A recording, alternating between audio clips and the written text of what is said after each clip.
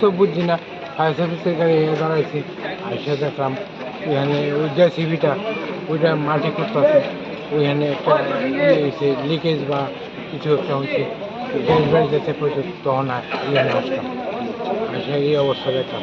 তা আমিও ফায়ার সার্ভিসে চাকরি করতাম, এখন রিটায়ারমেন্টে। আমার স্টাফ তো আমি চিনি, তাদের জিজ্ঞেস করলাম, তারপর তারা করলো এইরকম। মানে কি কাজ করতে গিয়ে মনে হচ্ছে?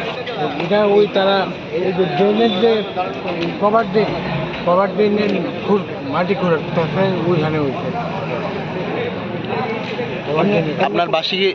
আপনার বাসা কি এখানেই? হ্যাঁ, পেট্রোল। এমনি কোনো আগুন টাগুন লাগছে না? না, আগুন লাগে না। আমরা এখানে গ্যাস লাইন লিকেজ হয়েছে, খবর পাই আমরা। তো গ্যাস লাইনটা তারা মানে তোমার ড্রেনের কাজ করতে গিয়েছে, ডিসিবিতে এসে মানে এটা কাটা পড়ছে। এমনি কি আগুন টাগুন লাগছে? না, এমনি কোনো ক্ষয়ক্ষতি নাই, মানে সিএনজি তারা এসে তোমার মানে লাইনটা কাটা পড়ছে, লাইনটা বন্ধ করে দিয়েছে। গ্যাসের লাইন কি এখন বন্ধ হয়েছে? এখন গ্যাসের লাইন বন্ধ।